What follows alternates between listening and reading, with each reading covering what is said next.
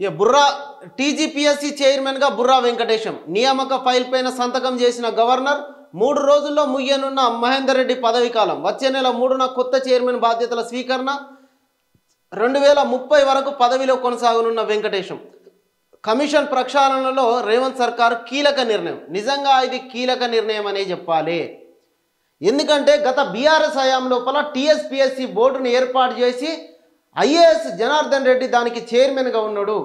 ఏ నిరుద్యోగులు అయితే ఉద్యోగాల కోసం ఎదురు చూసిర్రో ఆ ఉద్యోగాలు వేయకపోగా వేసిన ఉద్యోగాల లోపల పేపర్ లీకేజీలు, దాంతో నిరుద్యోగుల ఆత్మహత్యలు, ఇవన్నీ గత బీఆర్ఎస్ ప్రభుత్వం లోపల 10 ఏళ్లుగా జరిగినాయి.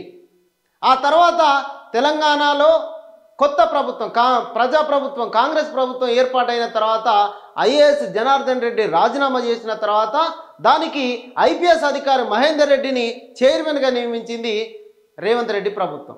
ఇప్పుడు రేవంత్ రెడ్డి ప్రభుత్వం నియమించిన మహేందర్ రెడ్డి డిసెంబర్ 3వ తారీఖున ఆయన పదవి విరమణ అయిపోతూ ఉన్నది. ఆ లోపు కొత్తగా చైర్మన్ను నియమించాలని కసరత్తు మొదలుపెట్టినటువంటి ప్రభుత్వం అప్లికేషన్లకు అడిగితే 45 అప్లికేషన్లు వచ్చినాయి. దాంట్లో ప్రొఫెసర్లు, ఐఏఎస్లు, ఐపీఎస్లు కూడా ఉన్నారు.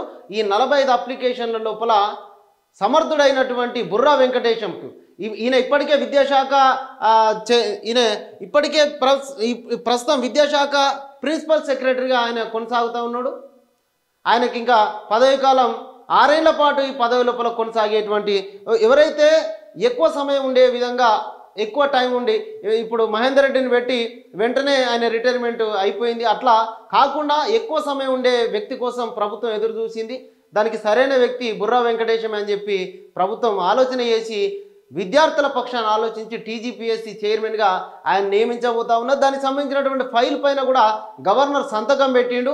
విద్యాశాఖకు ఎవరైతే టీజీపీఎస్సీకి ఎంత సమర్థుడైనటువంటి వ్యక్తి చైర్మన్గా ఉండాలో ఆయననే నియమించిందని చెప్పేసి అందరూ అనుకుంటా ఉన్నారు. ఈయన మామూలు వ్యక్తి ఏం కాదు, పేద కుటుంబం నుంచి వచ్చినటువంటి వ్యక్తి. జనగామ జిల్లాకు చెందినటువంటి బుర్రా వెంకటేశం సర్వేల్ స్కూల్ లోపల చదువుకొని ఒక గురుకుల పాఠశాల నుంచి ఐఏఎస్ సాధించినటువంటి వ్యక్తి. ఈయన గురించి రేవంత్ రెడ్డి కూడా అనేక వేదికలపైన ఆయన పొగడడం జరిగింది. ఇది బుర్రా వెంకటేశంకు ఉన్నటువంటి ఒక ట్రాక్ రికార్డ్ అనే చెప్పాలి. ఆయనే 95 బ్యాచ్ 1995 ఐఏఎస్ బ్యాచ్కి చెందినటువంటి ఆయనే ప్రస్తుతం ప్రిన్సిపల్ సెక్రటరీగా కొనసాగుతూ ఉన్నారు. ఈయన నియామకం పట్ల అందరూ కూడా సంతోషంగా ఉన్నట్టుగా తెలుస్తూ ఉన్నది. ఈయన 2030 వరకు కూడా పదవిలో కొనసాగేటువంటి అవకాశం ఉన్నది. ఇది బడుగులకు దక్కినటువంటి బడుగు బలహీన వర్గాలకు దక్కినటువంటి గౌరవంగా కూడా